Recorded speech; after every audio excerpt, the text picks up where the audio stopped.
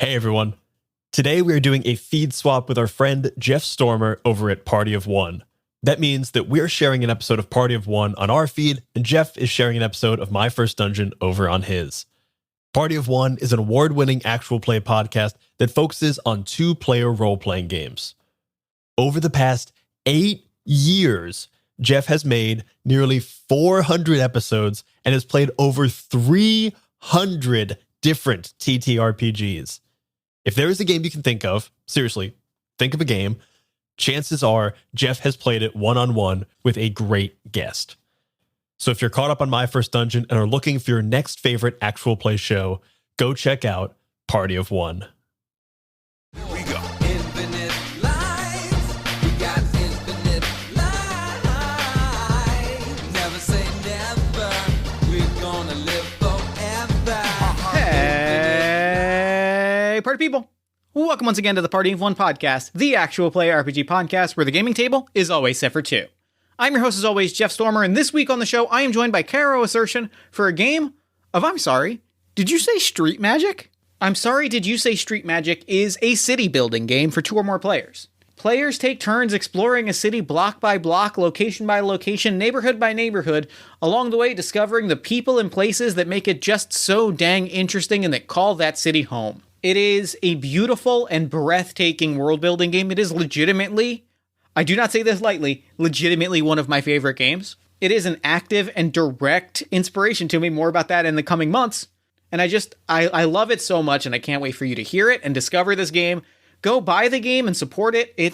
I love it. You can pick up a copy of the game at cexcursion.itch.io/streetmagic. You will not regret it. Let's just put it like that. You can find more information about I'm Sorry Did You Say Street Magic, as well as the rest of Caro's work in the show notes. Real quick before we dive in, a special thank you to Steph Beck-Fay, our newest backer on Patreon. Thank you so much. Thank you so much for supporting the games that I create and the podcasts and all this kind of cool stuff. Patreon backers get early access to episodes, raw audio of Party of One episodes, the texts of games before they are released, as well as just like extra cool stuff that I make. You can find more information at patreon.com/JeffStormer. And with all that said, let's throw it over to me in the past so that he can get started with the show. Take it past me. Thanks, future me. This week, I am super excited. This has been one that I've been looking forward to for a good long while now. I am joined by Caro Asercion. Caro, thank you so much for coming on the show. Thank you for having me, Jeff. I'm really excited to be here. I am so jazzed. I know we've been planning this episode for like a while, and it's been just a matter of like finding the time for us to both sit down, and I'm so jazzed about it because I don't know if you know this, but I really love the game that we're going to be playing this week. I think I've seen you mention that. I'm really glad to hear that. Thank you so much. Oh, of course. Real quick, at the top of the show, why don't you let our lovely listeners know the game that we are playing this week, as well as anything else you've got going on that you might want them to know about? For sure. As Jeff has said, my name is Caro Asercion. The game that we're playing today is one that I designed by the name of I'm Sorry Did You Say Street Magic? It is roughly based off of Microscope by Ben Robbins, along with inspiration from, various other sources. As far as plugs go, you can find me on Twitter at cexcursion, spelled S-E-A excursion. You can support my itch.io and Patreon, both also at cexcursion. I think that's pretty much everything I've got. Hell yeah. I've said it before and I'll say it again. This game absolutely positively rules, and we played it on AMFC a while ago, and literally like Aaron was like, hey, I've got this game for us to play, and halfway through the episode I was sitting with my head in my hands like, this is very good. So I'm pretty jazzed. Hell yeah. So let us introduce I'm Sorry, Did You Say Street Magic? Great name. First off, no worries, great I did. name. Okay. I'm Sorry Did You Say Street Magic is a game about building a city, filling it with life and vivid detail, exploring its hidden corners, and meeting its strange and wondrous inhabitants. It is designed to be played as a single session game. It can be played as an ongoing continuous game, but we will be playing it as in a single session. This is a game about making a city. It is a city building story game. We are going to take turns exploring our city. By the end of the game, we will have created a place that none of us could have imagined alone. Our agenda as players is to create a vibrant and multifaceted city, to fill that city with life and personality, and to expand on each other's ideas together. Unlike many tabletop games, I'm sorry, did you say Street Magic is played without a game master or facilitator? The game goes back and forth between phases of independent and collaborative action. At times we will decide on certain aspects of the city as a group, but on our turn, each of us has complete control over what we add to the city. Would you like to read the section on safety tools? I would be more than happy to read the section on safety tools. I'm sorry, did you say Street Magic is designed for light and breezy gameplay, but, much like exploring a city in real life, a game of Street Magic might end up wandering down strange paths or in unexpected directions. So, we've got a couple of safety tools just to make sure that we're looking out for each other at the table. There are rest stops, which is, after a while, we can always step away from the table for a few minutes, use the break to stretch, catch our breath, get some water or snack if we need. Usually those tend to happen after each round of full play ends, before the next one begins. Along with that, we have holds, which are a tool we can use to address a concern in the moment. Rest stops can give us a chance to catch our breath, but they can't always address things that come up in the middle of play. So at any point, if either of us is like, hey, I'm not sure exactly where this is going, we can just call for a hold and talk through things as we go.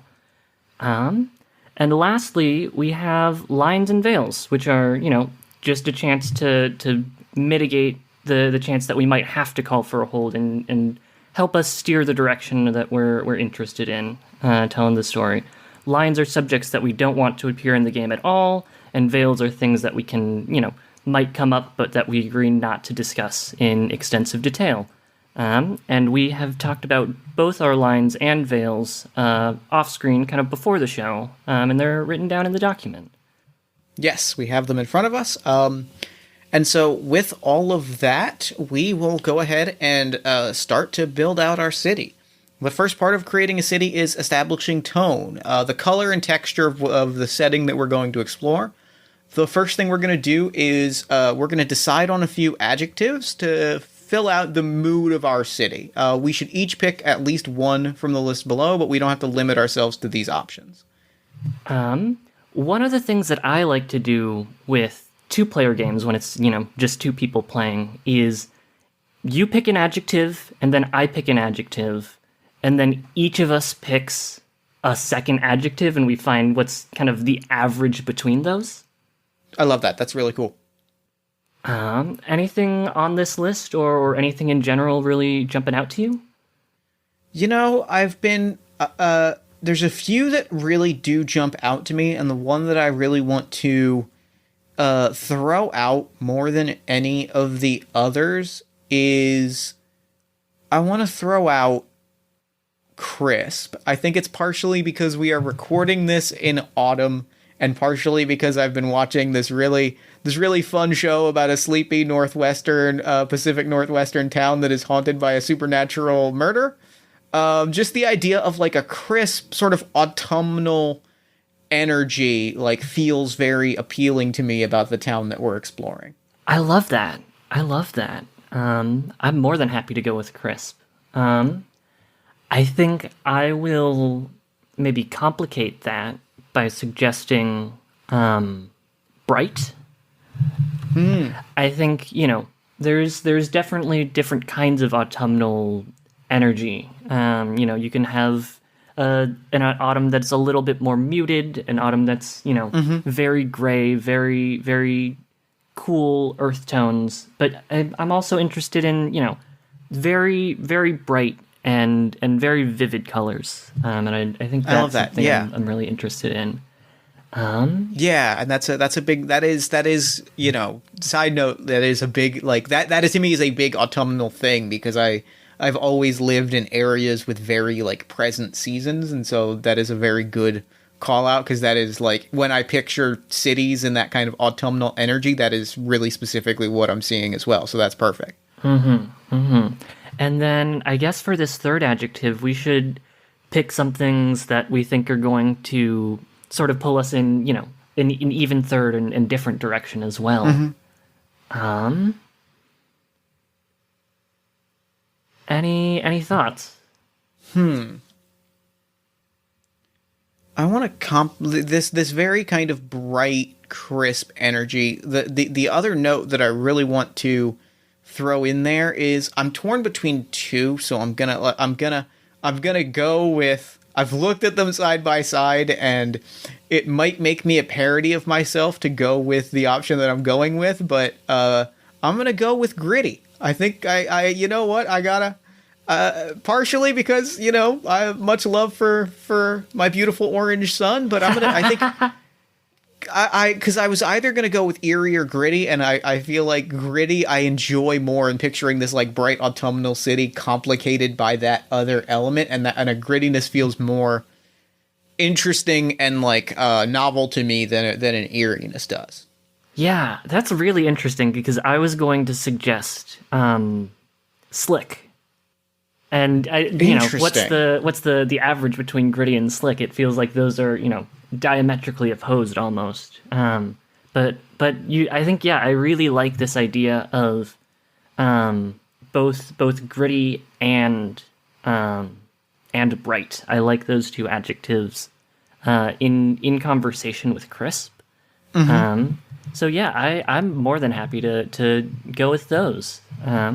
So our city is crisp, bright, and gritty. I'm already excited about this. Mm-hmm.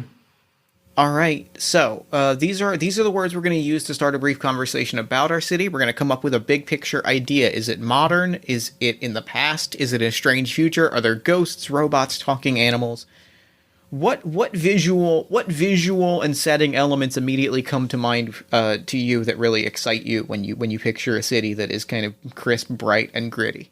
Yeah, I'm interested in a city that has greenery, and I mean, especially if we're thinking it's particularly autumnal, that greenery might not be green; it might be, with the turn of the seasons changing in color. But I'm definitely interested in genre tone, at least in something that has a bit of. It doesn't necessarily have to be fully pastoral. I think we can still have an urban splash to it, but something that isn't so urban and so dense that it doesn't have space for greenery in that way. I agree completely, and the other direction that I want to run with that is the visual aesthetic that like really jumps out at me when I think about this city is this visual of like there being an industrial element to it, but being like alongside that greenery, like that kind of high contrast is very interesting to me. That sort of like big kind of big industrial, almost brutalist like buildings surrounding or like interspersed or in unison with that really lush autumnal greenery, like feels like the aesthetic that I'm interested in. Yeah, I like that. There's something really, really exciting about the intersection of that space. I mean, we are recording this in October, and it'll be a while before it comes out. But do we want to lean into do ghosts exist? Is this like a little bit of a spooky quality? I'm going back and forth on that exact question, and I think I'm going to throw it to you. How do you feel? Which more excites you? Is it something that is sort of more supernatural or more mundane? Like which possibility excites you? Which road do you want to travel down? I'm going to do... Because they both sound good to me. Yeah. I'm going to propose that we find the supernatural in the mundane, and the mundane in the supernatural.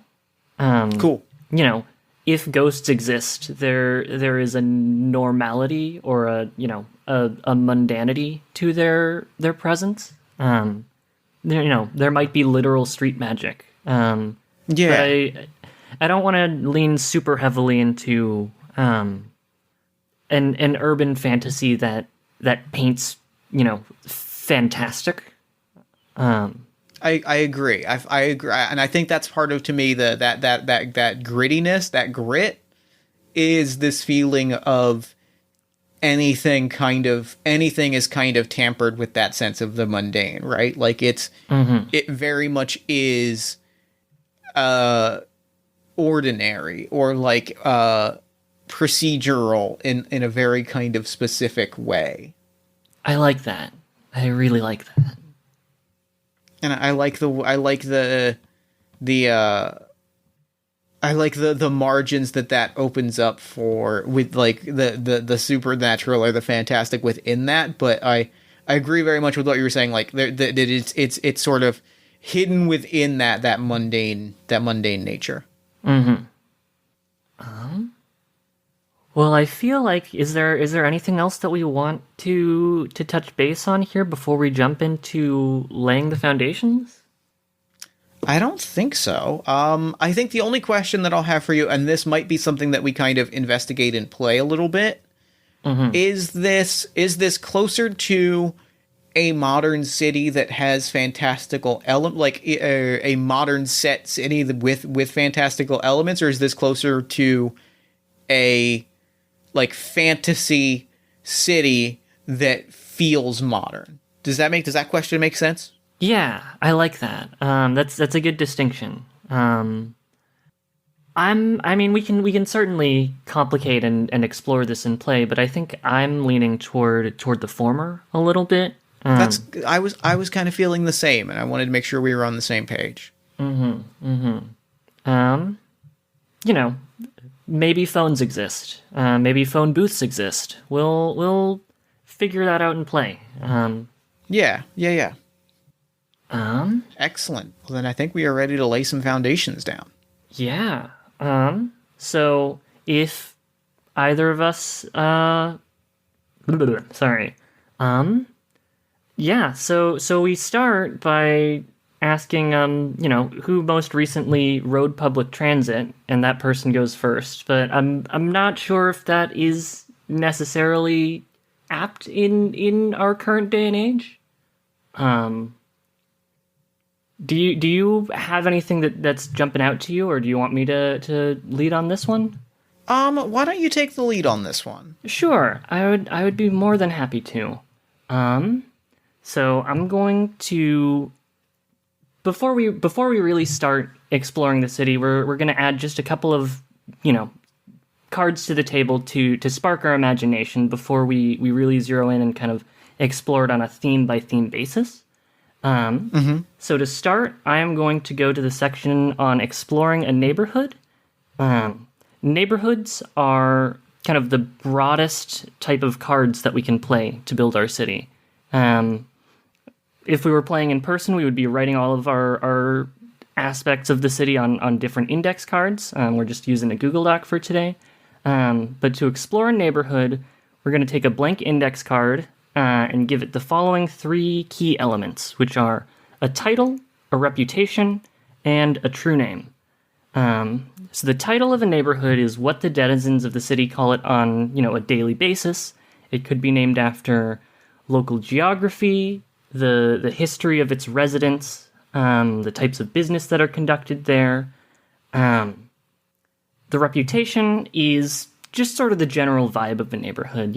Is it really residential? Is it really commercial? Is it really industrial? What do its residents think of themselves? What do other neighborhoods think of this one? All of this is a conversation. Like, if you have questions as we're kind of talking it through, you're more than welcome to ask them. What we say out loud is always more important than what we write down. And then every neighborhood has a true name, which is kind of a magic all of its own. And that's just sort of descriptive sensory images that paint a really clear idea of the neighborhood in our minds. And those can be tactile details, but they can also just as easily be poetic or metaphorical or symbolic. The true name elicits the idea or the personality. Sure.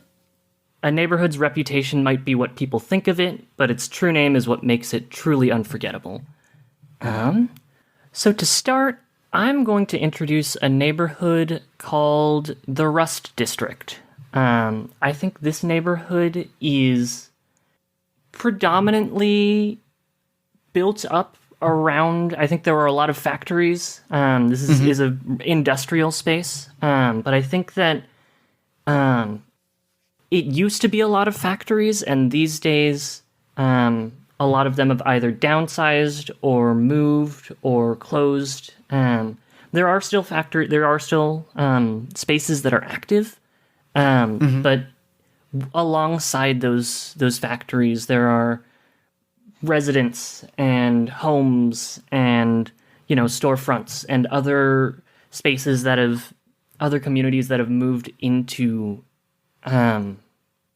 sort of the wreckage, not the wreckage, have moved into the structures that used to be industrial in that way.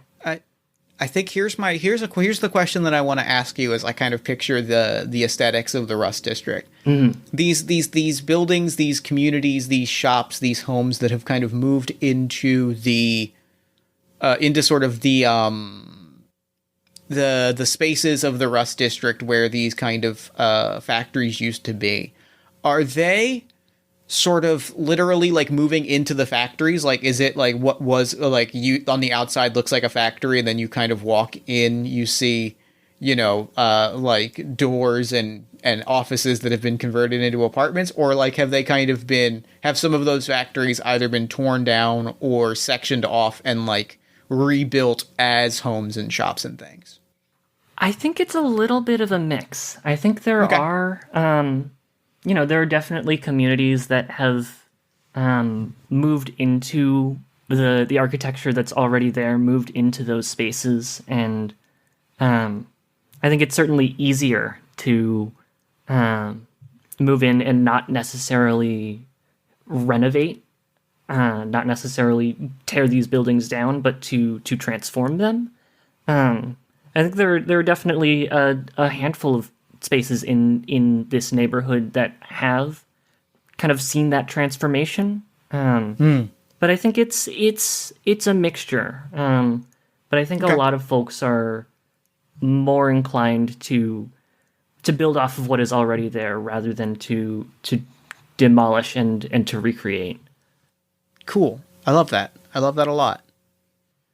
And for its true name, for the images that are really, really jumping out to me, what I have are pumpkin patches and ivy in the brickwork, and the other true name that I'm giving it is steam, not smoke.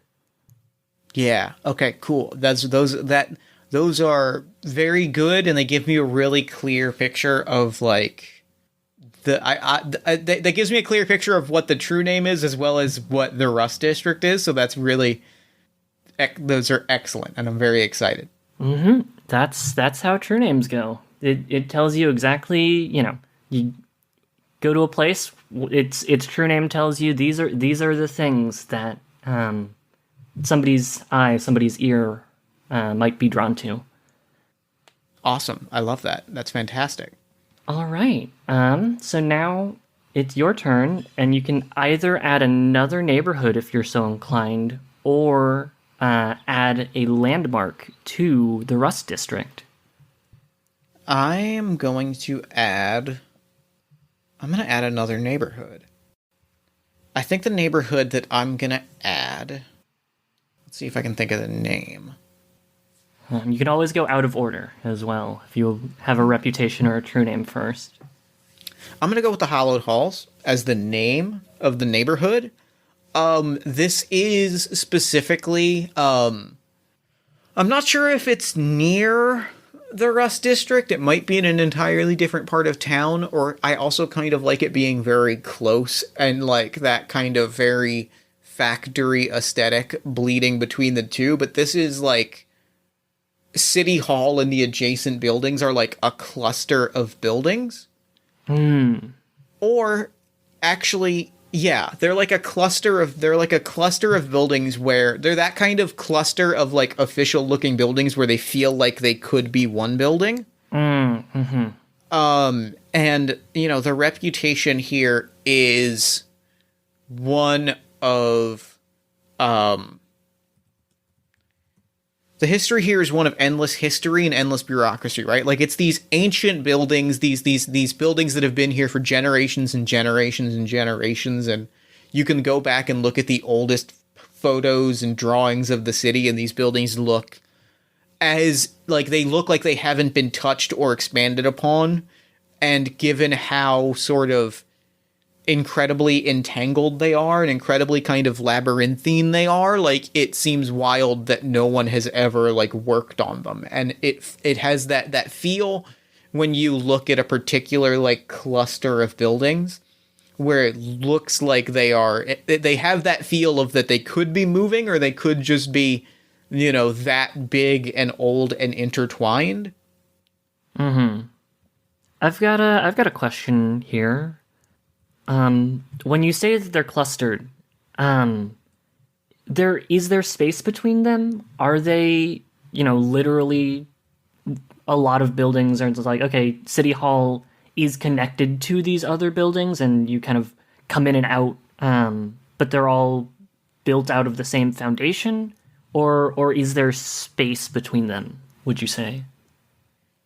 I kind of envision them as, I think they might be one building that looks and is probably like legally registered as 7, in that like there are walkways and tunnels and like parking garages and sort of underground walkways, and there are spots where they are connected and like they've kind of always been connected, but they are like discrete buildings, and like you can look at one and be like, this is City Hall, but you can see the like 16 points, like especially if you're looking at a cross section that goes above and below ground, like you can see like the 16 points where it connects to every other building in the hallowed halls. Yeah, it's the kind of place where you could enter in one building and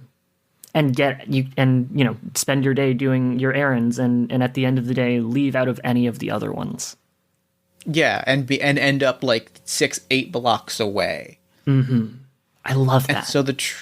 And so the true name that I've written is echoes ping-ponging between stone walls and streets. That should be streets empty.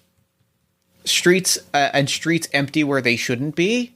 It's this picture of you speak around the hollowed halls, and because the buildings are so kind of intertwined and connected in these very strange ways, it like there are echoes in the air, right? Like you hear the echoes, right? And they kind of like, they might echo in ways that completely don't make sense because they're bouncing off of walls that are in spots that are in no other spots in the city. And because of all these hallways, like you can walk the street among the hollowed halls and there might just be no one.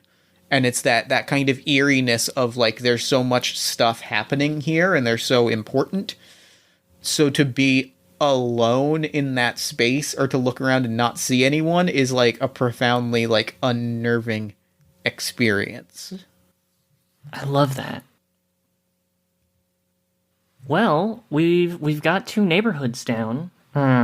Just to lay a couple more cards on the table, let's go around one more time, and either we can add, another neighborhood or another landmark. Cool. I'm going to introduce a landmark, and I think I'm going to introduce a landmark in the Hallowed Halls.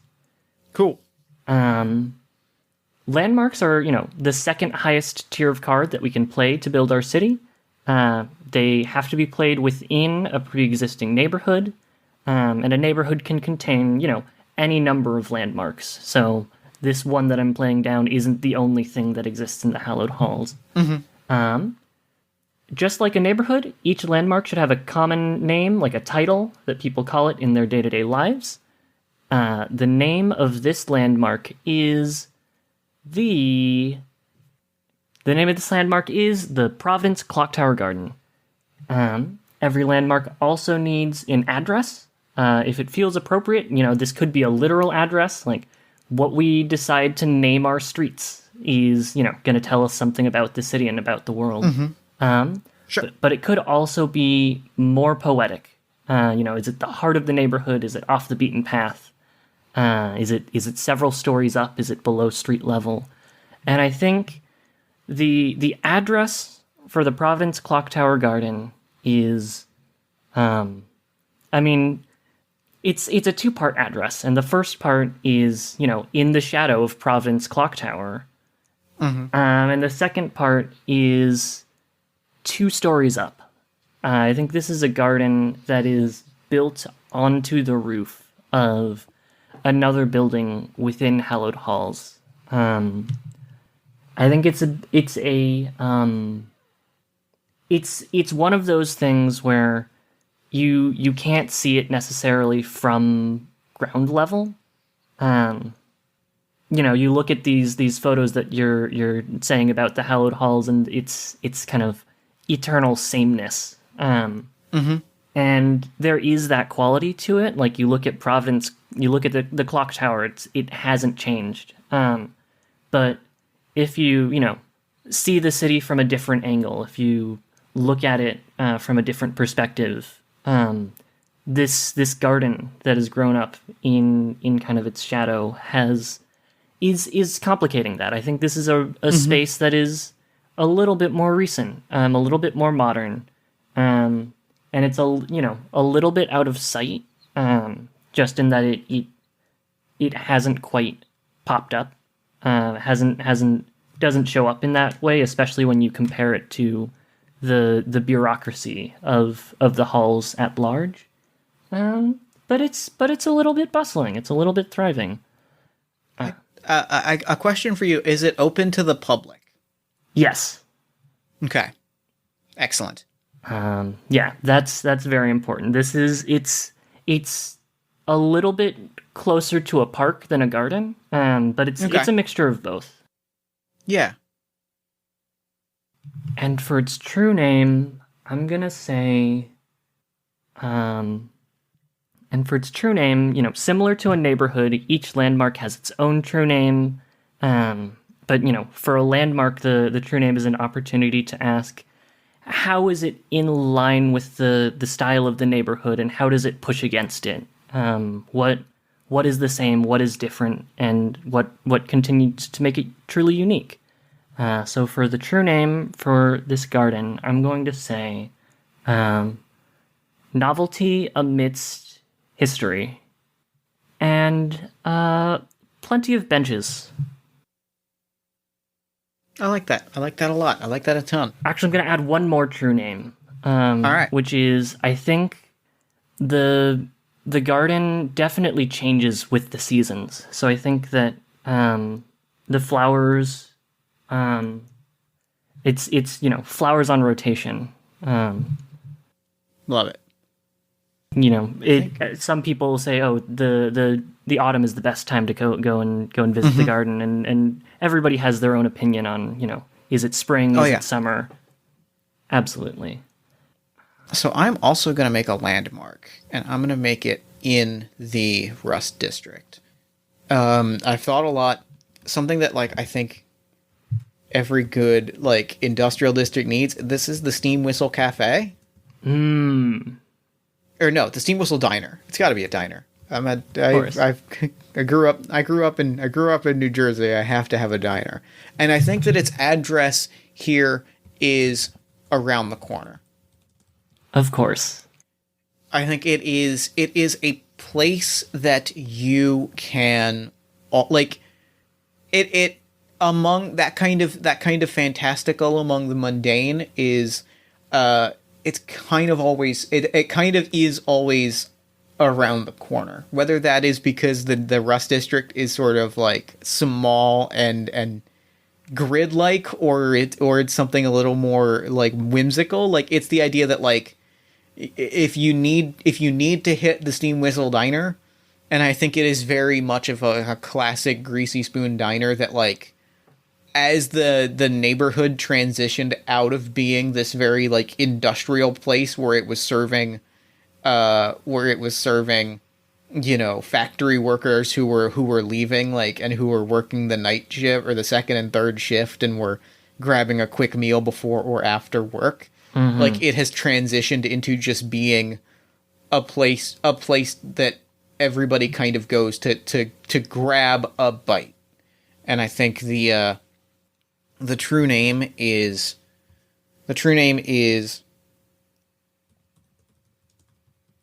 Eggs Your Way Bagels 50 cents extra, because you can pretty much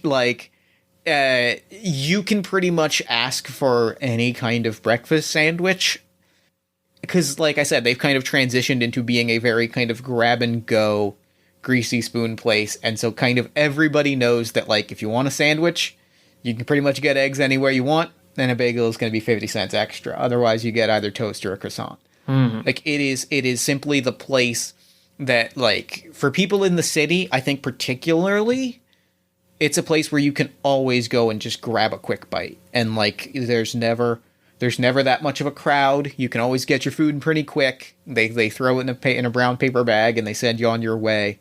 And they have that kind of magical, to me, of loving meanness that comes from a really great diner. It's the only way that I can describe it. There's a brusqueness which Yes. is, you know, still carries love in its heart. Yeah. And so that is a prominent feature in the Rust District, is like, and I think it is the spot that it's the spot that it's the local spot, right? I think it's the spot where you go if you know the neighborhood, right? Like, which is kind of why its address is around the corner. Like, it's the spot where if somebody from out of town is like, where can I grab a bite? It's, oh, the Steam Whistle Diner's around the corner. Like, it is the spot that is, like, kind of ingrained in your memory. Yeah. It's a staple in that way. Yeah. I love that. That's great. Well, we've laid a couple of cards down. We have, you know, we've got a diner, we've got some bureaucracy, we've got a lot of the things that a city needs. But we're missing one of the big things that a city usually needs, which is a name. Are missing a name. Do we feel like we have a read on this city enough to name it right now? If we don't have a name, we can let it kind of arise organically during play. But if anything is jumping out, I'm getting a vibe, but I don't know that I have a name fully yet. And here's my my vibe check. The vibe that I'm getting, like, among the in addition to, like, the adjectives that we've laid down, is that, like, it is a city that has a generational quality to it, and it is a city that has not just history, but, like, a generational, a transitional, legacy is not quite the right word, but I'm not quite sure what is. Like, it is a city that is defined as much by the passage, like, it feels, so far it feels defined by the passage of time. I like that. That's really interesting. If I can pitch you on something, Yeah. is this city perpetually autumn? Is this a city that, you know, do we see, oh no, we I guess we would see a regular or change of the seasons if we're, you know, seeing seasons in that way. Maybe it's different shades of autumn, though. Like, you know what I mean? Like, we had talked about that, we talked about when we were sort of describing the adjective of bright, of, like, there are different types of autumnal, and maybe it is forever autumnal, and the closest it gets to seasons are, like, going through those different shades, right? It goes from kind of cool and crisp and colorful with the golden leaves to that kind of brownish late autumn, early winter kind of grime, and, like, it cycles among those, but it's never green and sunny, to put it to kind of, it never feels summery. Yeah, or if it does, it's, you know, two weeks out of the whole year. Yeah, it's like it's a Tuesday where it's 80 and sunny and everybody's like, what is this? I was not expecting this at all. And it's like the talk of the town. I like that. I like that there's still a feeling of transience and of moving through time, but it's not so varied and so vast as to kind of fully encompass the turn of the seasons in a full way. And the other thing that kind of, first off, transience is a great word. I think that's kind of the vibe that I'm getting from it. Like, and the other thing that kind of, it feels to me like a lot of this, and I think the autumnal energy really carries this is a city that isn't, and maybe this is saying like a very similar thing, but I think it's a similar but important, distinct thing. This is a city that has roots in the past. Like it's not. It is, or rather, has rather like part of its identity is that it is not what it was, for lack of a better way to put it. You know what I mean? Like there's this energy of like it was something. And now it is something else. There's a change. There's a changing element to this city that feels important to me that I'm really excited about. Mm-hmm. Can I pitch you on a name? Because I think there was something Please. you said that sparked an idea. Please. Is this the city of Uproot? Uproot's really good. Fuck. Uproot's very good. Yeah, you were just talking about how it is simultaneously rooted but also changing, and it I don't know, it just feels like it clicks. It does. It feels right. Okay, so now we can jump in a little bit more. The basic overview of a round, now that we've sort of laid this foundation, is that we're gonna start. We're going to start with one player declaring a compass, which is like a theme or a subject of exploration for this round. And then we're going to wander the city for a little bit, spending some time exploring, neighborhoods or landmarks or adding residents to the table. And all of the cards that we add during the round are connected to the compass. And then we're going to close out the round by holding an event, which is just a chance to take on, perspectives of the city and see the way that it changes around us. Cool. I love that. I have a compass, if you don't mind. For sure. I'm just gonna... oh, go ahead. I was gonna say I have a compass. Something that, like, in talking, in as we were kind of describing sort of the mood and the feelings we were getting, there is something that really like struck me that I want to kind of immediately explore a little bit. Compass and a compass is just a thing to kind of keep us moving in the same direction, like keep us ground, like keep each round sort of focused on something. The thing that I really want to like focus on is, for lack of a better way to put it, like the here and now. And that feels perhaps like on one level that feels perhaps like obvious to say, like we are exploring the city as it is now, but what I mean by that is more so like we've talked how this is a city that is generational and is historic and is a city with lineage and is a city that has roots. I kind of want to know, I think we've kind of established a lot of that, so I'm really curious what it looks like to people living there today, right? To very kind of like ordinary people living today in the here and now, like what it looks like, more like what it looks like to live in the shadow of all of that sort of history. I like that. Yeah, I think, the here and now is a great compass. It's the talk of the table. Hey everyone, it's Brian. Just wanted to let you know that if you're enjoying this episode of Party of One, you might also like to hear my conversation with Jeff Stormer over on our other podcast, Talk of the Table. In it, we discuss how to find your next TTRPG, what we've learned about design from good and bad games, And Jeff even makes some recommendations for me that I am almost certain will appear on this podcast in the future. So go check out our episode of Talk at the Table wherever you get your podcasts. And with that, back to the show. It's the talk of the table.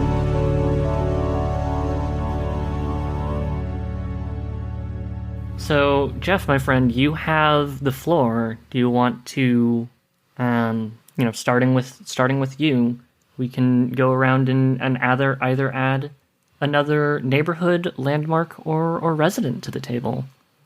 I'm gonna add a resident. Residents are the inhabitants of the city who fill it with vivid and colorful life. Resident is always associated with a landmark. I am going to add a resident to... I'm trying to decide if I'd like them to be more tied. I think I'm going to add them to the Steam Whistle Diner. I think is where I'm going to add a resident, because I think that I want to explore a little bit of the life of like an ordinary person living in the Rust District. And so residents have similar landmarks and neighborhoods. Residents have a title, which is a common name known to all. They also have their pronouns, and they also kind of have, it's their title, their pronouns, and their true name. And similar to landmarks and neighborhoods, their true name is... This is editing. So similar to landmarks and neighborhoods, residents have a true name. However, unlike landmarks and neighborhoods, residents' true name is established through collaboration during a short vignette scene in which you and I will both participate. So we're both going to kind of build out a little bit of the life of what this person looks like in a short scene, and then we'll determine their true name from there. Yeah. All right. So I think that I am going to name them... I'm going to name them... Sharif Tallblossom. Love that. Their pronouns are she, they pronouns. And she is the background that I want to give is she is someone who every day gets a cinnamon raisin toast, gets a bacon, egg, and cheese on cinnamon raisin toast sandwich from the Steam Whistle Diner. Around probably about an hour before lunchtime. Like they run up, they beat the lunch rush by about an hour, and that's the sandwich that they get. It's their standard order, and they are always, I get the vibe that they're always like on the move, right? Like it's always give me the usual. I've already got like exact change. I picture that they have exact change in their hand. They know exactly what it's going to cost. If the price goes up by a quarter, it throws off their entire day. But I think the price has literally never gone up that quarter, so they just have it like memorized to the millisecond. They know this interaction to the exact like quarter second, and they are always like timing it out to that exact second. Can I ask something? It seems like the Steam Whistle Diner is a place that, has a steadiness to it. Would you say that Sharif has gotten to the point where, everybody there knows her order already? Like, she doesn't even have to say it. She just comes in at the same time, and it's a routine exchange? For sure. Very much so. I think it is. And I think it is the kind of routine where the cooks at the diner, the woman behind the counter, like they know at like 10:50 start scrambling those eggs. They know to start toasting the cinnamon raisin toast at about 10:55. Like they know the timing to do it, and that way they're just literally like at this point it's a gust of wind happens, 350 is left on the counter, and the bag with the sandwich is not there anymore. And like exactly enough interaction has happened where like it is a friendly like where like the woman behind the counter is smiling because like there was like a quick joke that was made, but like it happened so quickly you'd swear it didn't happen. Yeah. I mean, I feel like that in and of itself is the scene. I would love to maybe just complicate this a tiny bit by saying, maybe if we frame this a little bit filmically, we see that interaction taking place. Is there somebody like out of town at the counter who sees that interaction and asks the woman at the counter, who's that person who just showed through? They didn't even say anything. You have a bit of a rapport, or? And I think their response is I think her response, the woman behind the counter's response, is something to the effect of, "Oh yeah, you didn't hear? Like we chatted, we caught up, we knew, we figured out. She let me know what was up. Like they gave me the inside deets. They're busy, and so I get their food order. This is they're the most regular of regulars. If something's new, they'll stop and tell me, but nothing's ever new with them. And it's this element of like this person from out of town sees this, and I think there's almost to this person from out of town a level of defensiveness, right? Yeah, because like this is kind of like a fun, like chill, like a fun like place, and to have this person like blaze through there, it feels almost rude or dismissive. Like you're not stopping and acknowledging this very kind of charming diner. But the second they kind of push on it, it's oh yeah, no, fine. They're fine. They'd stop and tell me if there was something new, but there's nothing new going on with them, so they're on their way. I don't want to slow them down. That's Sharif. Yeah. I love that so much. I'm gonna propose that their true name is if something was new, and I'm gonna put it in quotation. I'm gonna propose that their true name was the quote, if something was new, they'd stop and tell me. Yeah, that is them. That's them in a nutshell. Like if something was new, and I think that holds true across every part of their life, that they're moving, they're always moving, and if something is new, they'll stop and tell you. I love that. That's great. I'm a big fan of Sharif. I'm a big fan. Yeah, what a good character already. I've got a response to this compass then. All right. If we're thinking about the here and now, I mean the thing about the here and now is that you have to have somebody who's keeping track of the here and the now. So I think I'm going to introduce a landmark in the hallowed halls, which is one of the local newspaper, maybe. Oh, of course, you gotta have a local newspaper. Yeah, and I think that the name of this newspaper is the Paisley Press Gazette. It's very good. It's very, very good, is the thing. Mm-hmm. For its address, I think this is... It's a building that it's in the hallowed halls. It's pretty low down. I think it's partially underground. Their offices, but they still get a decent amount of light through the windows.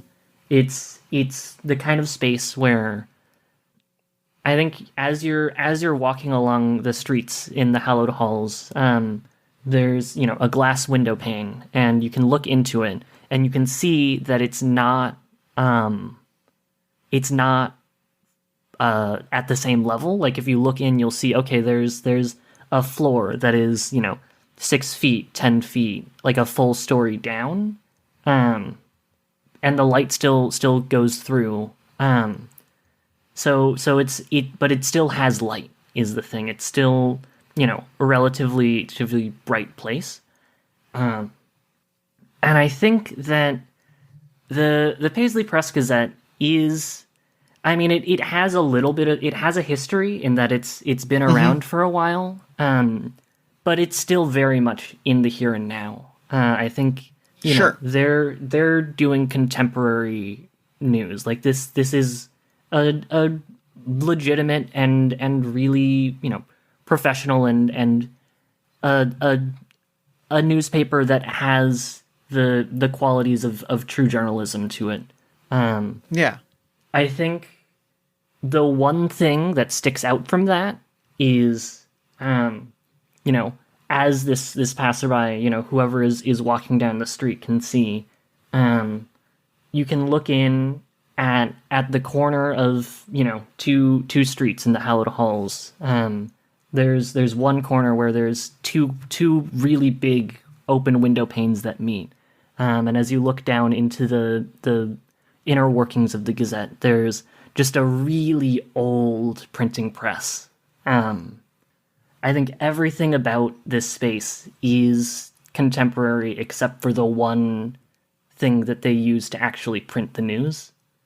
Like it's just an old printing press, and you know there's spinning wheels and mechanisms, and the mechanics of that are kind of constantly shifting.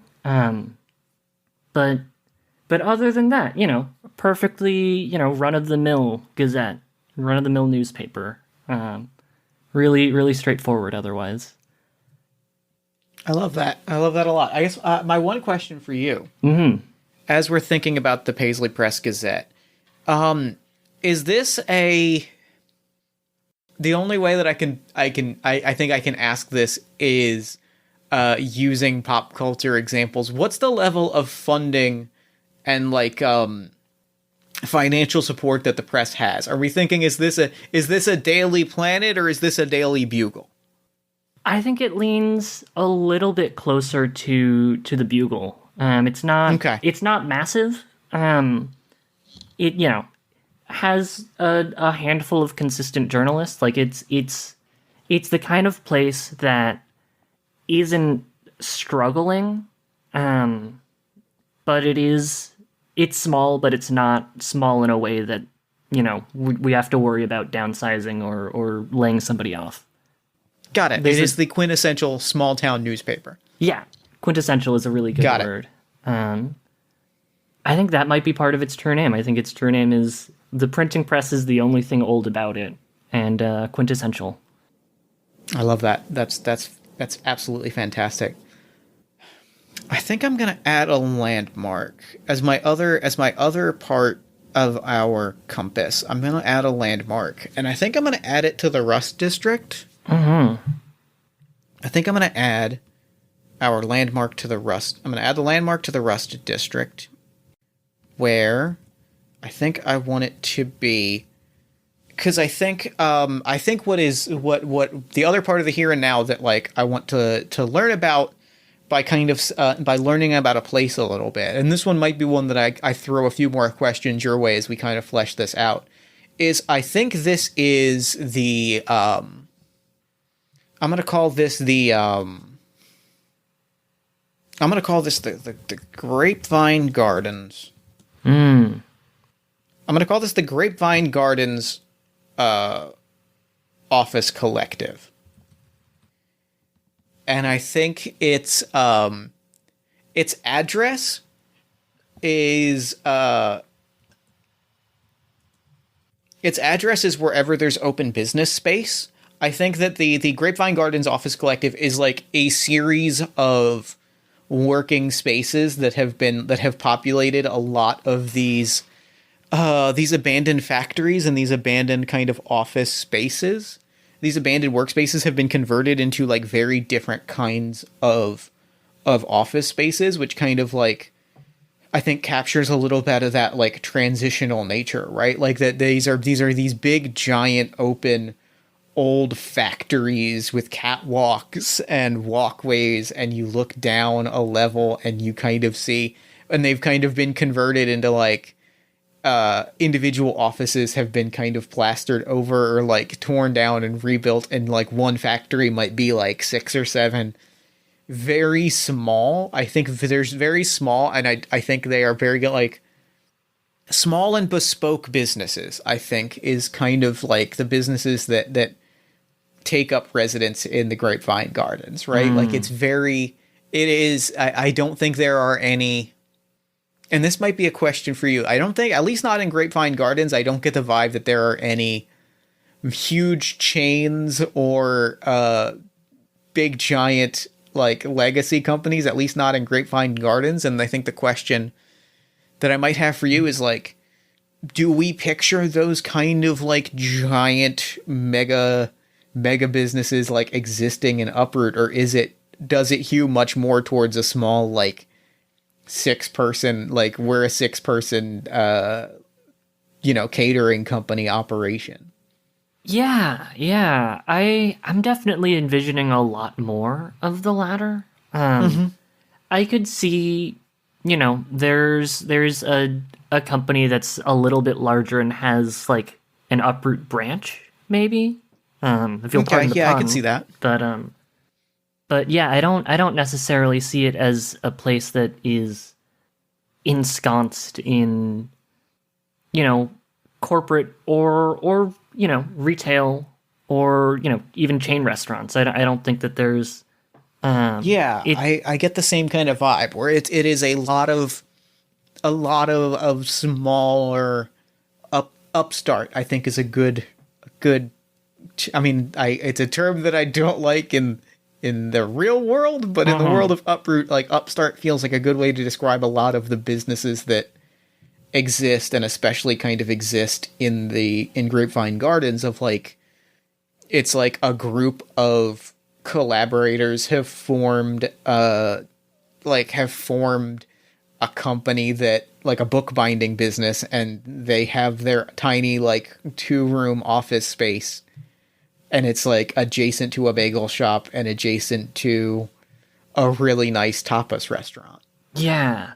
I think the thing that I'm really, really gravitating toward here is, this is still business, but it's not corporate in that way. Like you said, bookbinding, and I was like, yeah, that's the thing. Like it's not upstart in the way that like a Silicon Valley, for people around a set of computers is right. upstart. Yeah.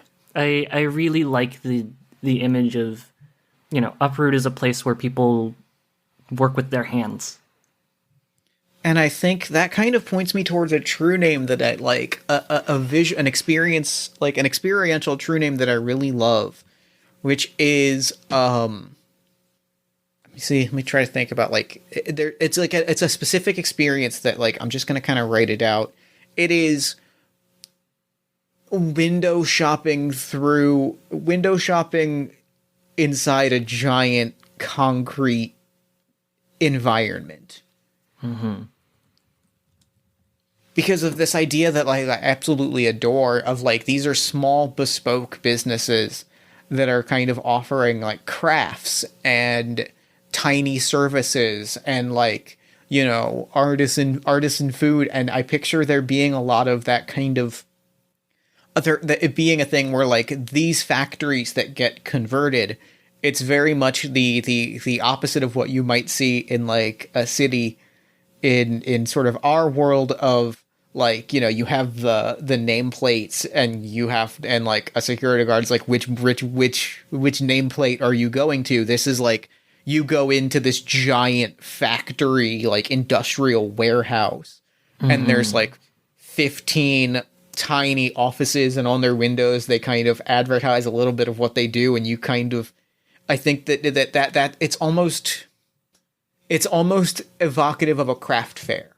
Is the vibe I get walking among the Grapevine Gardens, is like, you walk through and like you stroll and you go, I'm looking for I'm looking for a gift to let me hit Grapevine Gardens and stroll a few storefronts and find what I'm looking for. It's Artist's Alley. Yes, that's it. Yes, that is exactly what it is. Mm-hmm. And, you don't necessarily know, like, it's a collective. They move around. Like, you might end up with a bar of soap. You might end up with a really nice basket. which wares and which businesses are around might rotate and might change, but you can always guarantee that there's going to be something. Oh, that's cool as hell. I love that. That's super good. I love that. I adore it. Well, to close off this compass, I just want to double check on time. I know that the Zencaster says we're at 1 hour and 7 minutes. Yeah, that's about what I've got as well. Okay. You said we're shooting for 1.5 hours? Somewhere around 90 minutes, yeah. Cool. So I just want to. I reckon that with this last one and with the event that we probably won't have time to get to a second compass. So I'm just thinking about what we want to get to from that end. We could do a second shorter if we could do an event. And then Wait, how many? Yeah, 'cause Like we've maybe a done second shorter round of like one an each. event. Yeah, I think that seems reasonable. Yeah, I don't want to overstretch on your time, but I also don't have anything going on. So I'm loving this. I think that I appreciate that consideration, and I think that if we do, I think we have to. Is that 4 or did we do 4 or did we do 3? we did 4. I mean, the other thing is, I would be happy to kind of close out with this with an event and then do 3 for the next round, so that it's 3 and 3. I'm cool with that. Yeah, that sounds great. Cool. Yeah, in that case, we can play it a little bit fast and loose with the rules here. What would you like to do for our event to close out this compass of the here and now?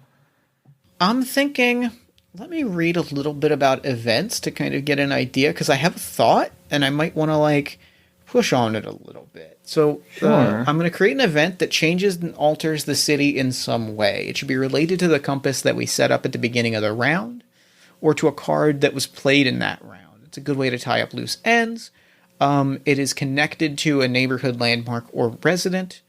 I think that the event that I want to lay down is we kind of briefly is tying into that sense of I think the event that I want to lay down is tying into an element of the here and now that I think is interesting, and like we've set up some really interesting pieces of the here and now, and the event that I want to tie is to the Paisley Press Gazette. I want to set up, and I'm trying to think of how I want to set it up to be it's the mayoral, it's just called like the mayoral meeting scandal. Ooh. And I think it is an event, you know, it is tied to it's actually, I'm going to pluralize that and say it's the mayoral meetings scandal. It is tied to the idea is that it is the Gazette has broken a report about a series of backroom meetings that like the mayor has, this has been like a tradition that has gone back, that has just kind of been exposed, of various sort of very high level like, and kind of like things like price fixing, right? Like things of like mayors getting into the pocket of businesses and doing these things, and it just being this like long running tradition. And because the thing that interests me is this idea of like this here and now, this life that kind of lives in these shadows. What happens when an element of that history kind of crashes into it? And that is what really interests me. So the idea that the Gazette has uncovered this evidence of this long running thing that has like ingrained itself within the history of the city that like we weren't even necessarily aware of as residents of the city. Yeah, Is very interesting to me. that's fascinating. And I mean, talk about gritty. If we're thinking about the adjectives like that, that juxtaposition is really exciting. And it's that really nice juxtaposition of like we've created like a really bright and engaging and like positive, like all of our places are that, and so this element of like this really kind of dark subtext to it has just sort of been blown open, like is what I'm here for. Yeah, no, I love that. So we've got the event, and now we get to respond to it by taking on voices of the city. We're going to go around, and rather than kind of responding to this as specific residents, we're just going to, take on the myriad perspectives and viewpoints of the community, especially those who might be impacted by the event.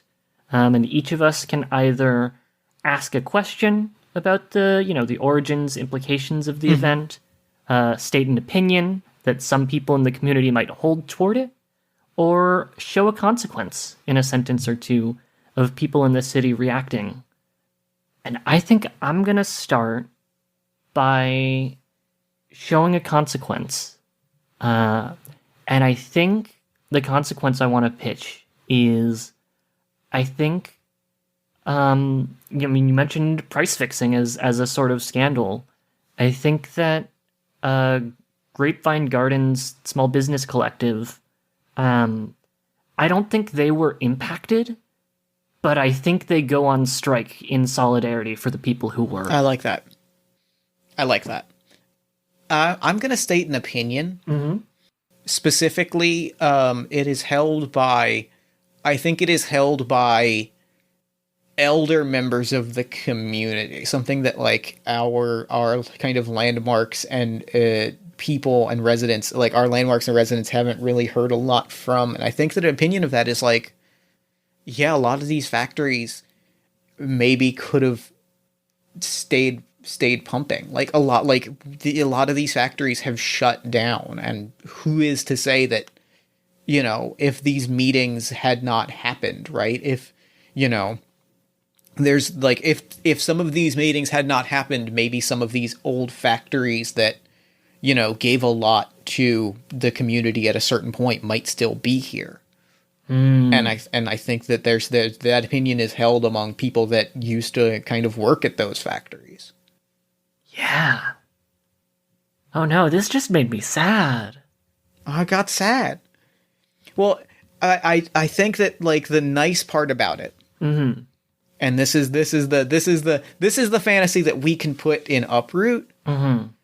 is like tying to the event is like that they blew this open, and like we can kind of just authorially state like consequences are enforced on this, right? Like, yeah.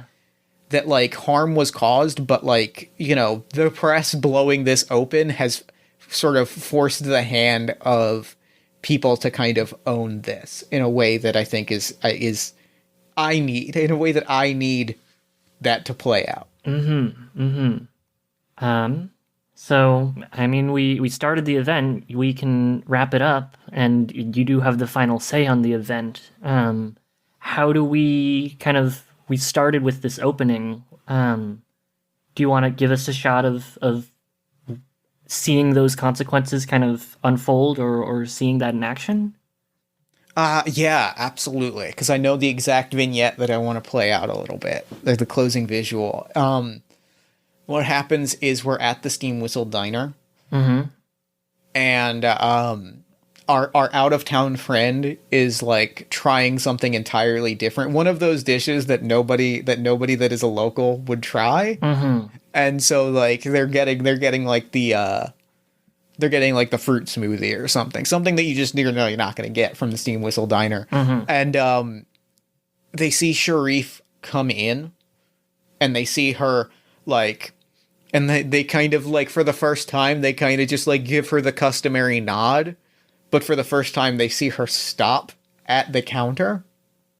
And, like, she's got, like, a humongous, like, legal pad in her hand, just covered in stuff. Yeah. And her shoulders just sag, and she's like, "Oh, we gotta talk. I have got some news for you." And the woman behind the counter, like, the entire diner stops, right? Like, when they say, like, "I've got news for you," the entire diner stops and everyone looks up, and they just start, like, breaking things down and, like, flipping papers, and we just close out on them, like, rattling off all of these things that are happening.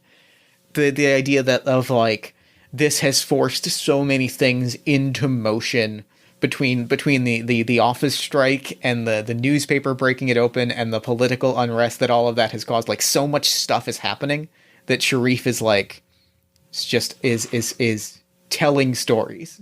Yeah.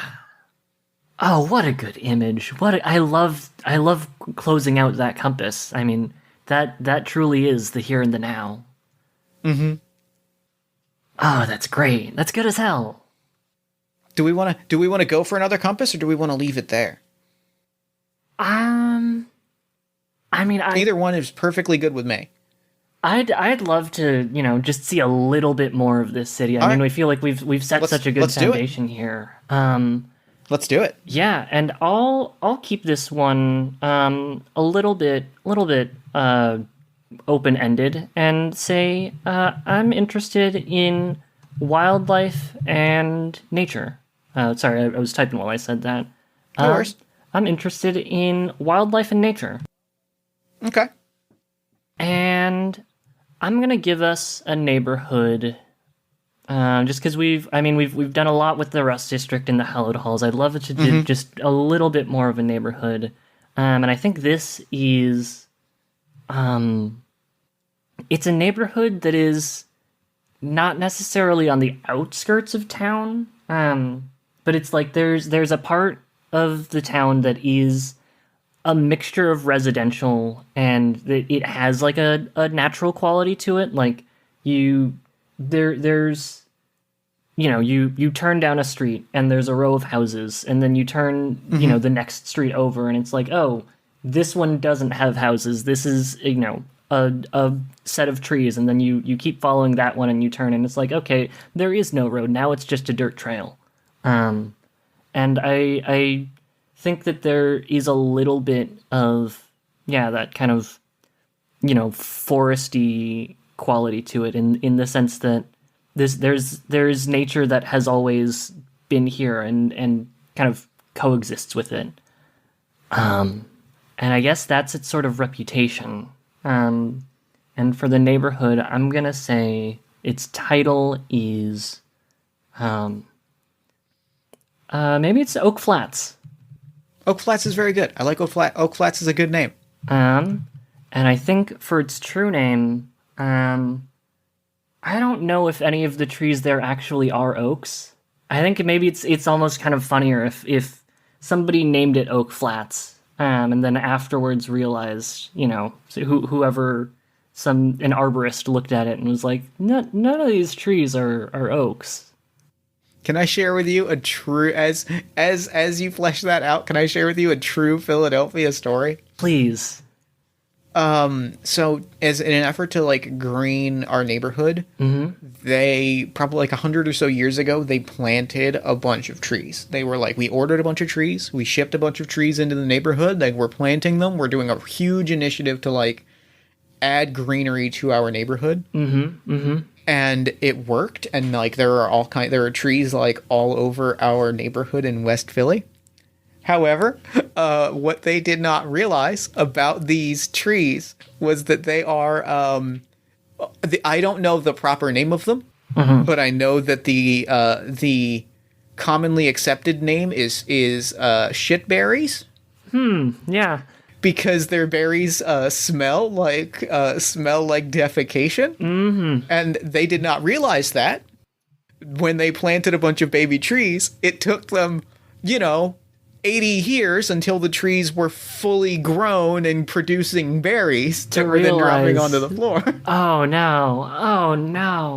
So that is what that vibe gives me, of like none of these trees are oak, and that is the vibe that element gives me of like we planted all of these beautiful trees. Oak Flats is this lovely oak tree district, and it's like, well, it's been 2 generations and those aren't oak trees. Those are pine trees. Yeah, I will. In that case, I think I do need to qualify the true name of Oak Flats. None of these trees are oaks, but they sure do smell nice. I like that. I do like that. Yes. I felt like you would appreciate that true neighborhood story, the true street magic. That just radiates small town charm. So I would love to add that story partially, like, I want to add a landmark, and I think I want to add it to the Rust District. Along a very similar line. Or maybe I want to add it to Oak Flats. I'm trying to think. I'm going to add it to Oak Flats, and I'm going to add it to be I'm going to make it actually the you know what I would like Oak Flats to have? And I'm just going to add this. I would like Oak Flats to have the Oak Flats Boardwalk. Oh, I love that. Tell me about the Oak Flats Boardwalk, please. It's along the river on the outskirts of town, and it is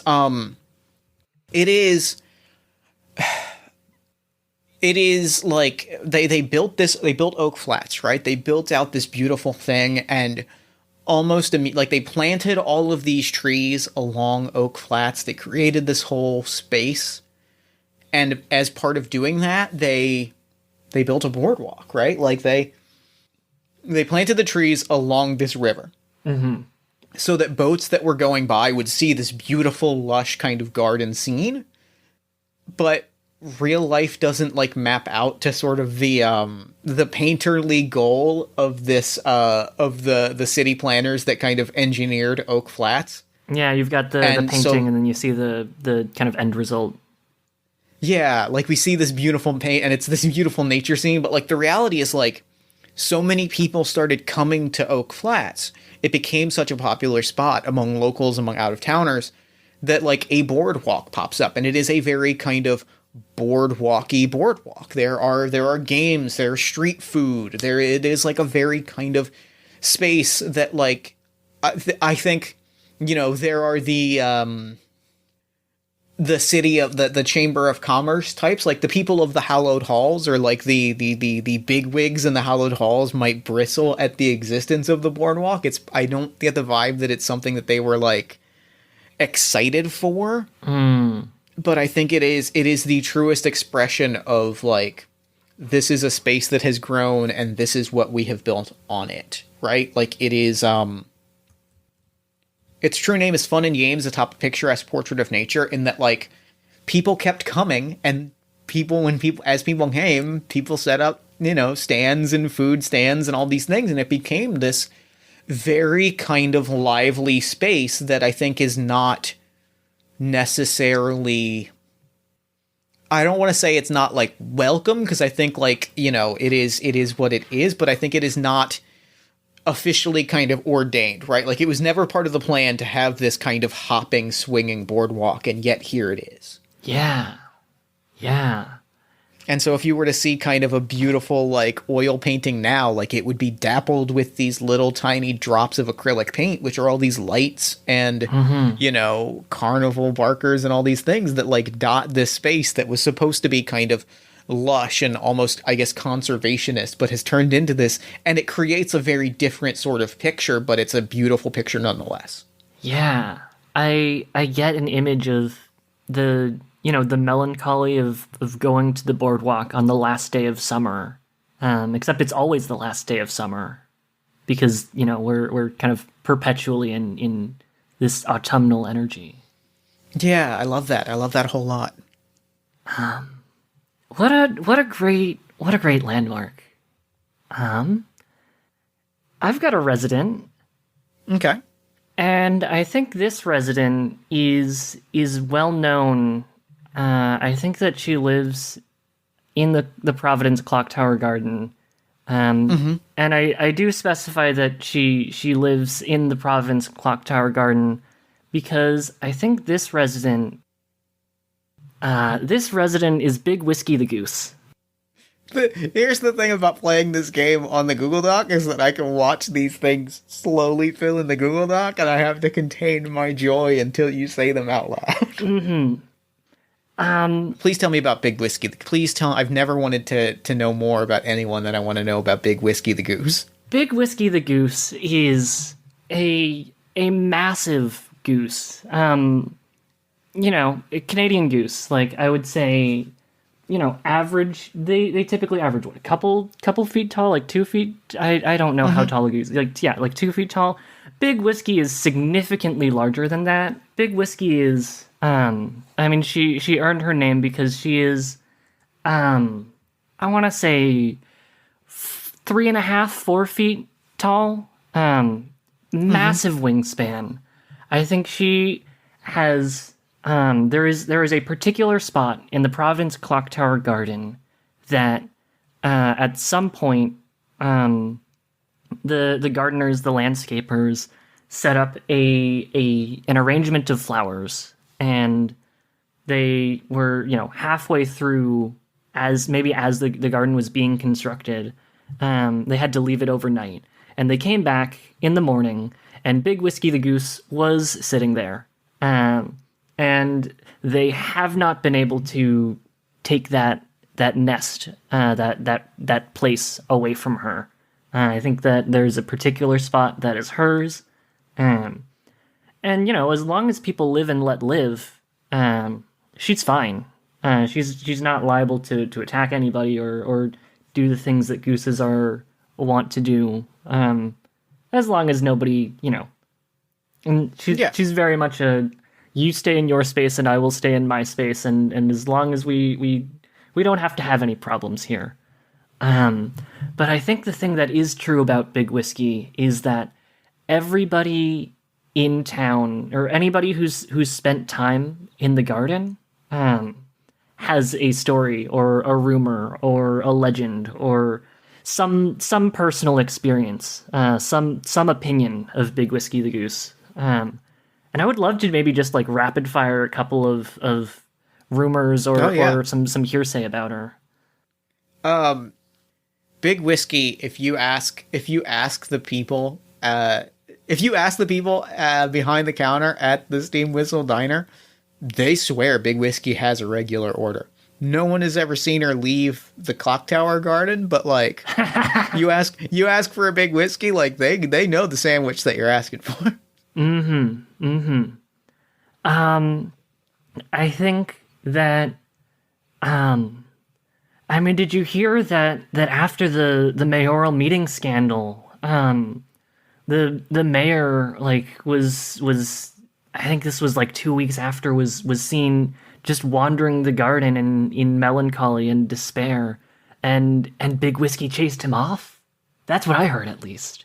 I heard that. I did hear that. I heard specifically, I heard that so I have a friend, my friend's cousin swears that this is true, that if you go to the garden after they close it at the end of the night, you'll just see Big Whiskey cleaning up.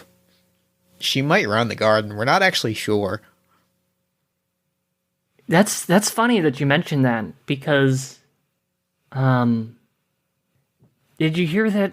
I heard that the reason that she won her name was because somebody, as a prank, brought some whiskey to the garden and challenged her to a drinking contest. And I heard that was how she earned her name. She drinks everybody under the table, and that is actually the reason that alcohol is banned in the Clock Tower Garden. That's what I heard. See, I heard it's just because she's so particular about alcohol that if you bring the wrong if you bring the wrong beverage, she will peck it out of your hands. If you make a drink wrong, if you put too much grenadine in a Manhattan, she will just peck your hand until you drop the glass and spill it. She'll make you start it over. I heard she's just a real snob. Is that why there's all those glass shards around her nest? Is that what? That might be. That might be why there's all those glass shards. I keep feeling somebody needs to do something about those glass shards, but I don't know. Maybe you said that if she's the one who's running the garden, maybe she's keeping those shards around for a reason. It might be what she's doing there.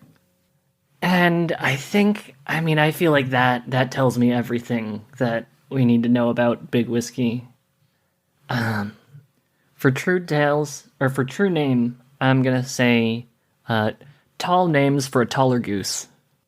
I love it. I adore it. I adore it so much. Tall tales, yeah. Tall tales for a taller goose. And I guess that we have an event here.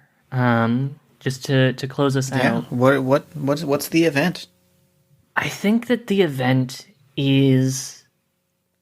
I mean, I just sort of keep coming back to the Oak Flats Boardwalk. And I mean, we know that Uproot is sort of perpetually in this constant autumn. But I think even despite, the autumnal quality, it still has a turn of the seasons. And that does mean that it still has a harvest season. And I think that at the, when it's time to celebrate like true autumn, the time of year when it's really time for harvest, and for the people who garden to kind of gather in that way. There's a festival that's held along the Oak Flats Boardwalk, and I think it's the Boardwalk Harvest Festival, and I think I love it. I think it takes place it's a week-long thing. It's a week-long event, but it takes place. It doesn't take place during the day. It takes place at sunset each day, and it runs just a couple hours into the evening. And it's a whole family affair. Like it's an event that starts every day has different proceedings, but it's the kind of thing that if you miss one day, there's always going to be something the next. Mm-hmm. And I think it's generally just a good time. Yeah, for sure. Do you wanna take on a voice of the city here? I would love to, because I have a very specific consequence. Mm-hmm. And it is that there is absolutely a harvest parade. Mm-hmm. There wasn't always a harvest parade. Can I pitch you on something? I don't want to oversell. Yes. Is it a are there floats that go along the river, or is it on the street? It is on the river, and it is on the river to commemorate a recent, a thing that happened a few years ago. Like, this is much in the spirit of the boardwalk. This is a very impromptu thing because a few years ago, after the boardwalk festival it became a thing. Mm-hmm. Something happened a few years ago that was a hugely magical thing that now there is a tiny parade that honors this tiny event that is related to the Harvest Festival. Mm-hmm. It's called the Whiskey River Parade. Mm-hmm. Because for some reason, Big Whiskey floated down that river by when the festival was happening, didn't interact with anybody, didn't do anything, just floated down that river, and now there is a small parade that traditionally she will be at the front of, and this parade will kind of come behind her as they just float down the river. Oh, that's wonderful. Absolutely delightful. So it's the Whiskey River Parade is a new but treasured part of the Oak Flats Harvest Festival. Yeah. And I think there's I'm just thinking through Voices of the City here.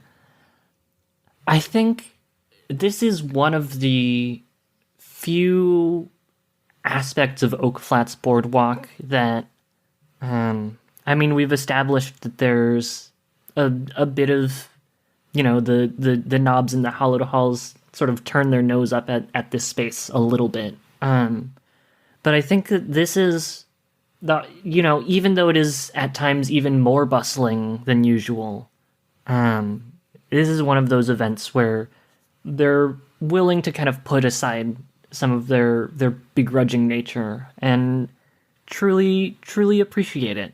I adore it. There might be a little bit of a quality of it's drawing in a lot of commerce, even from out of town. There are people who come in from out of Uproot to come and attend, and there might be some implications for why people are willing to put aside their frustration.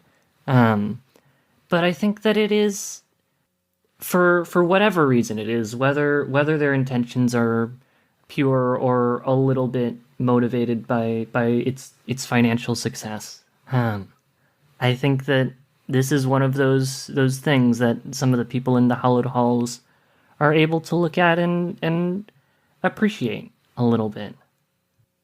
I love it. I adore it so much. I'm absolutely giddy. I feel like that might be game. I think that might be game. And I'm so giddy because this was so fun. And I think that's Uproot, which is, I mean, I certainly... think that is the city of Uproot. It's crisp, it's bright, it's gritty. What more could you ask for? What more could you ask for? This was everything that I wanted it to be and then some. I'm so glad to hear that. Jeff, thank you for having me on. Thank you for coming on the show and playing this game. This was so absolutely delightful. Truly. Well, real quick, before we wrap up, where can people find you and your work online? Yeah, you can find me on Twitter at Sea Excursion, spelled SEA Excursion. You can support my work at itch.io or on Patreon, also at Sea Excursion. Awesome. Well, thank you so much for doing the show. This was such a blast. And for now, I'm going to throw it over to me in the future so that he can wrap up with the show. Take a future me. Thanks, Past Me. And thanks again to Caro for coming on the show. That game was... like, I'm not kidding when I say this is one of my favorite games, and, like, playing that with you just now was, like, such a reason why. It is, like, I adore this game so much, and I'm so grateful that we got to play it together. Like I said, you can pick up your own copy of I'm Sorry Did You Say Street Magic, currently on sale from March 10th until March 13th. That is 25% off at seaexcursion.itch.io/streetmagic. Be sure to pick up your own copy, and be sure to check out all the other things Caro is working on. They actually just released a really amazing looking bundle of Beam Saber playbooks with Ben Roswell, who is another one of my favorite game designers. So I'm like fucking super hyped for it. Yeah, go check out all their stuff. Go follow them on Twitter at Sea Excursion. And then while you're on Twitter, follow us at Party of One Pod. Like the show on Facebook at facebook.com/Party of One Podcast. Head to our Discord at bit.ly/Party of One Discord. Head to our merch store at bit.ly/Party of One Merch. And if you enjoyed the show, leave us a nice iTunes review or a Podchaser review. Leave us some love on social media. Tell a friend about the show. All of these things help people find the show and helps us do bigger, better, and cooler things. You can also support the show financially at patreon.com/JeffStormer or ko-fi.com/JeffStormer. Or, I think that's all the thing. No, you can support the other podcast that I produce every week, All My Fantasy Children. A character creation, storytelling, and world-building podcast on the One Shot Podcast Network, powered by you. Every week, my best friend Eric Gatano Sides and I take a listener-submitted prompt. We spin it into an original fantasy character, and we populate a shared universe called fantasy, one story at a time. New episodes drop every Friday-ish at oneshotpodcast.com. Party of One is produced and edited, as always, by Jeff Stormer and Jen Frank. All music for the show comes from the song Infinite Lives by Mega Ran featuring the D&D Sluggers. And the Party of One logo is by Evan Rowland. If you'd like to inquire about advertising rates, press coverage of the show, or about coming on the show as a guest, shoot me an email at partyofonepodcast@gmail.com. And I think that's it. I think that's all we do here. So until next time, thank you so much for listening. Remember to fight the forces of fascism every single day. Remember that self-love and self-care are radical and defiant acts of resistance. And as always, party on, everybody. Never gonna die. No, we're never gonna die. You can hear my words in this song. It'll play on after I'm gone.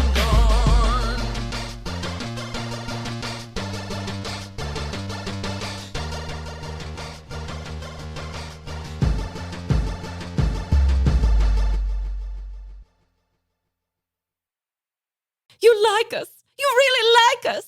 At least, I assume that you do, as you've listened to every minute of this episode. And yet you haven't already left us a 5-star review? Ugh. Well, what are you waiting for? Get over to Spotify or Apple Podcasts and leave that review now. It's always wonderful to hear words from our adoring fans. Getting more ratings helps people find the show and love it as well. And we love to hear your nice words. So head over to Spotify and Apple Podcasts and leave us that 5-star review. Ta-ta!